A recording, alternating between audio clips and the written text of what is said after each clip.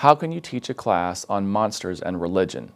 How are you going to make this a religion course if you're talking about monsters? Is it appropriate to teach about monsters and religion?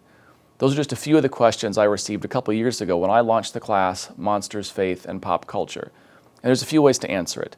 One of my favorites, particularly for Seventh-day Adventists, is take a look at your materials you send out for evangelism. How many flyers have you sent out that features beasts and monsters, things with claws and fangs, wings, four-headed creatures? Hundreds of thousands of mailings. I like to joke that Seventh-day Adventists have put more monsters in people's homes than Hollywood. But there's another way to answer this, and that's to tell you the story that happened to me at Potluck that launched my interest in the intersection of monsters, religion, and popular culture. I'm calling this class, A Monster Comes to Lunch.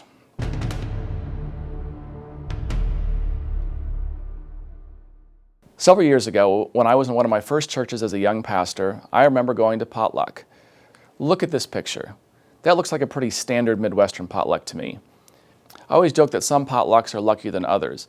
Even if you can perform the delicate dance between the delectable and the diabolical, there's another thing you have to look out for, and that is who you sit by. It's not just the food that can cause indigestion. I sat down across from one of the elderly matriarchs of the church, and we began eating our food and having light conversation until she asked me, "Pastor, can I ask you a question?" "Sure," I said, "go ahead," as I got a fork full of hash brown casserole. She leaned across the table, not using her inside voice, and blurted out, "Pastor, when God cursed Cain, did he make him black?" I remember everything going silent in the room. I remember choking on my food as I grasped for a glass of water, drinking the water, trying to process what I just heard, trying to buy myself some time. I was guzzling this glass of water.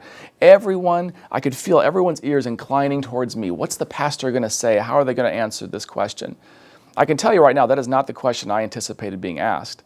I had been trained to give Bible studies on the Sabbath, the state of the dead. I had been trained to give Bible studies for baptism, all those kinds of things. I had not heard this question before. I had nothing to go on. So all I could manage to do was blurt out, "No, absolutely not. No, no, no, that is not what that's about." Later on, I remember feeling bad that I had nothing of substance to answer that question, to shut down what a crazy idea that would be. What a racist, horrible thing to say, especially out loud. That's sort of a question you ask your pastor in an email. Don't want to be too harsh on her. Maybe she had gotten an email forward that put the idea in her head. Maybe she'd grown up hearing that. Maybe she saw something on television. Who knows where that question came from? But I did know that I wanted to answer it. I wanted to find out what the origins of that question were. And the answer, partially at least, is monsters. So before we get into the class content, it's important for me to share with you Dr. Pierce's monster hunting philosophy, so there's no confusion about what we're doing. The first rule is that this class does not exist to endorse horror or monster franchises, which leads us to the second rule. Just because I mention a franchise or a monster from history or a media property is not an endorsement of it. I'm just using examples from popular culture. Rule number 3, think of this class as being a type of social archaeology. We're social archaeologists. We're looking around the cultural landscape and we're finding artifacts. And we're picking them up and we're turning them over and asking some questions about it. These are things that exist in the world. Why is this here? How is it functioning? Why are people drawn to it, or why do people recoil from it? After we examine it, we put it back where we found it. The word monster doesn't always denote evil. Most of the time, it means other, something different, something that doesn't fit our categories.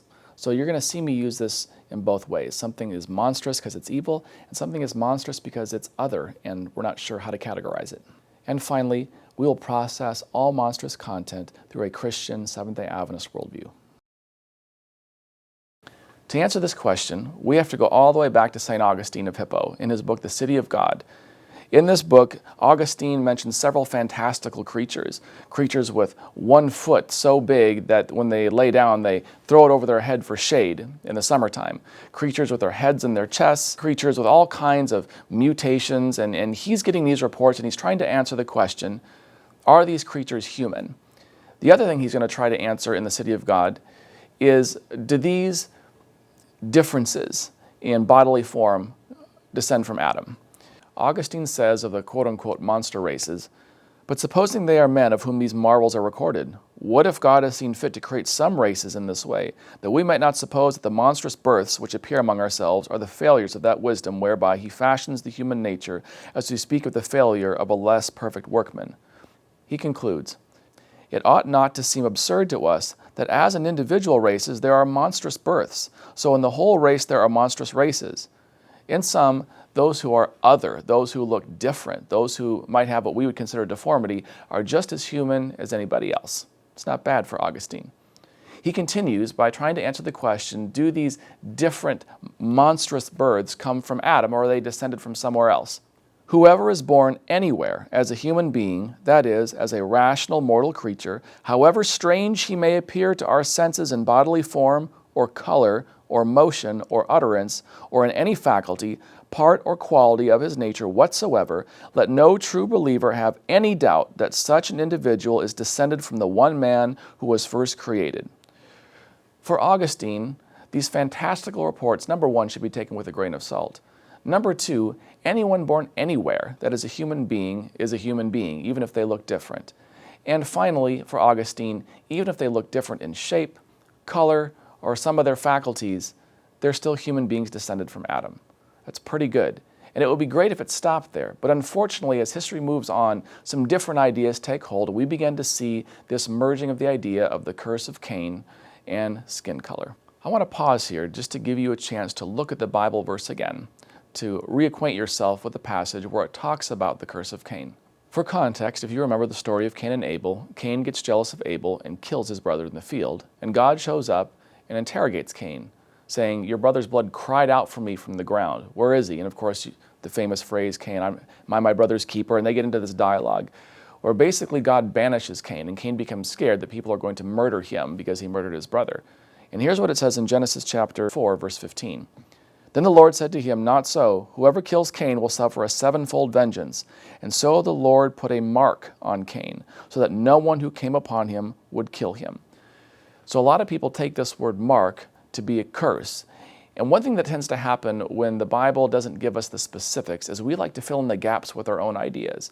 And as history progresses from Augustine, you'll see that one of the ideas that we use to fill the gap is creating the color of skin as a curse. After Augustine, when we get to the 8th century, there's an anonymous Latin commentary known as the Irish Reference Bible. In this reference Bible, the Latin commentary quotes Augustine and names both Cain and Ham as the progenitors, quote, of monsters. Ham allegedly marries into the line of Cain and obtained dark skin. Now keep in mind that the curse attributed to Ham by preachers is actually applied to Canaan and is located in Genesis 9. There is actually no such thing as the curse of Ham or a curse of Cain. Later, the Vienna Genesis, a German paraphrase of Genesis dating from the 11th or 12th century, builds on Augustine. The Vienna Genesis states that the descendants of Cain, quote, completely lost their beautiful coloring. They became black and disgusting and unlike any people, end quote. This is a good time to remind you that all of these quotes are terrible. We don't believe that. We're just going through history, but I want to acknowledge that it's pretty painful to hear some of this stuff. It's pretty gross theology. Moving to the 11th century, we arrive at the famous English poem Beowulf, and in this poem it begins to discuss monsters as they relate to Cain. Quote, from Cain sprang misbegotten spirits, among them Grendel, and that out of Cain's curse, quote, there sprang ogres and elves and evil phantoms.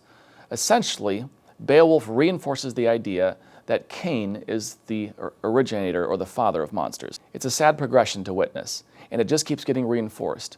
And by the time we get to the 13th century, we find a forged letter attributed to Augustine, so it sort of loosely builds on Augustine's comments in the City of God, but falsely attributes to the Bishop of Hippo a trip to Ethiopia, where he allegedly saw monstrous races, indirectly linking this idea with the color of skin and monsters. Now, skipping a lot of history, we arrive to the 1830s, where we look at the foundational documents of the Mormon Church. These documents absorb the false idea from the Irish Reference Bible that somehow Ham married into the monstrous line of Cain, dooming them to remain slaves until the curse was lifted. You can read about it in 2 Nephi 5. Here's what it says. Because of their unbelief, the Lamanites are cursed. They receive a skin of blackness and become a scourge to the Nephites. Thankfully, this curse was lifted in the Mormon Church in 1978 when they realized this is probably not a good idea. And so that should have ended it. All these different sources reinforcing this idea should have stopped somewhere about then, but the problem is it has entered the cultural imagination, and so it showed up again to terrorize people at a potluck in the rural Midwest. But why bring this up now? Why does this matter besides being some weird and interesting dark history of Christian theology? On July 5th, 2021, Scientific American published a piece entitled, "Denial of Evolution is a Form of White Supremacy." Now think about that for a second. How troubling is that as a Christian to be accused of white supremacy because you believe that God created the world? Now the author in the piece is really describing how Christian art has whitewashed biblical characters from the Middle East and Northern Africa. That's fair. If you're familiar with art from the Middle Ages, you can see that most people are white. They kind of look like me, maybe a little paler and gaunter, depending what artist you're looking at. They don't really represent the diversity of the human race or who we would actually see in Scripture. So that's a fair point. But Allison Hopper, the author, takes it a bit further, and she says this in her piece. Dark skin has a different, more problematic origin. As the biblical story goes, the curse or mark of Cain for killing his brother was a darkening of his descendant's skin. If you notice in her quote, she is accusing the Bible of promoting the idea that God cursed Cain with dark skin. She doesn't reference Augustine, the Irish Reference Bible, the Vienna Genesis, Mormon documents, none of it. She attributes the Bible to putting forth this monstrous idea. And she does it in Scientific American, a very well-known and widely distributed and respected periodical. While it is fair to criticize the whitewashing that happens in some Christian art, it is not okay to mishandle Scripture and somehow imply that the Bible teaches that dark skin is a curse from God. In truth, when you look at the biblical narrative, the only time God curses someone's skin is when he gives them leprosy. And according to the biblical narrative, you can see this in 2 Kings 2, verse 57, or Numbers 12:10, the only thing that happens when God curses someone with leprosy is that it turns their skin white. It becomes even more relevant when we consider the fact that a recent Sabbath school lesson in the Seventh-day Adventist Church made a very light reference to the curse of Ham and opened this debate all over again. On April 13, 2022, the Sabbath school lesson for the Seventh-day Adventist Church was entitled Punishment of Cain, and it does a beautiful job informing readers that we do not actually know what the mark was that was put on Cain. However, on Sunday, April 24th, one of the subheadings is the curse of Ham. This becomes problematic because, as I mentioned before, there is no such thing as a curse of Ham. There's a curse of Canaan, but it has nothing to do with the darkening of skin. The curse of Ham, if you go back to early travel literature and medieval Christian theology, which we've already looked at, attributes the curse of Ham to Ham marrying into the monstrous line of Cain and all sorts of dark skin and other horrible ideas. And so, while the author did not intend to bring up such racist ideas and monstrous ideas, it did trigger several people, and debates erupted on Facebook, and letters were written and apologies were issued. So again, this monstrous idea keeps showing up again, even though it has been debunked for a very long time. One of the things we'll talk about in the next class is monster theory. But for now, just as a teaser, I'm going to tell you the second thesis of monster theory, and that is that the monster always escapes. This includes monstrous ideas. This means that even though something monstrous has been put to rest, slain, taken care of, it has a way of coming back. And so this idea of the curse of Cain, which maybe you have heard of before and maybe not, has a way of showing up in Sabbath schools, periodicals, lessons, Bible studies, maybe even a sermon. When these ideas do show up, it's important to address them, provide education where they come from, and hopefully put them to rest, at least for a while. If you want to talk about a curse related to Cain, or Ham, or anybody else, the only curse you can really talk about is the curse of sin, which affects everybody. It's the curse that moves us to jealousy, to covetousness, to murder, to lie. It's the same curse that motivates the disciples to debate who's more superior and who deserves a better place in heaven than the other people. It's the same curse that leads Christians to create theologies that privilege some and underprivilege others, that makes themselves superior while denigrating and ostracizing other people. It's the same curse that inspired the Inquisition and the witch trials that saw innocent people killed. Theologians Natasha L. Mickles and Joseph P. Laycock make an important point in their recent book on monsters, culture, and religion. They say that monsters have social consequences. What this means is whatever we label monstrous, whatever we label other, there's the risk of abuse and hurt and damage. We have to be careful with what we label monstrous. We can't just throw that term around. We need to be slow and methodical and reflective before we label something as a monster. And this is the important point of this first class. Often those of us who want to label others as monstrous become monsters ourselves. So back to that church potluck when I was asked that horrible question. How would I respond now if I was asked the question, when God cursed Cain or put a mark on Cain, or God cursed Ham, did he make him black? There's a couple ways you can respond. The snarky way to respond if you suspect somebody is trying to get a rise out of you or is being obnoxious and not too serious is to say, I don't know anywhere in the Bible where God curses someone with dark skin. I do know several places where God curses someone with leprosy and gives them white skin. Probably that's not the best idea. The better response, first of all, what I would recommend is just saying, what makes you ask that question? Where have you heard that question before? There's a good chance that this person encountered the Scientific American Journal or maybe got a weird idea from a Bible study somewhere, and it's a sincere question. And then, if it is a sincere question, what I would recommend is walking them through the history that you learned in this video, starting with Augustine, going to the different reference Bibles, the Irish Reference Bible, the Vienna Genesis, going to the English poem Beowulf, looking at Mormon documents, and then looking at the two recent examples of the Scientific American and even the Adventist Sabbath School lesson.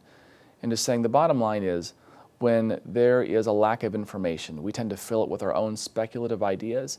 And unfortunately, what we see in Christian history is people who have, at times, ulterior motives to keep certain people in power and certain people not in power. And so they create theologies and ideologies that are monstrous. And we need to take those things apart because Jesus loves everyone and wants everyone to be in his family.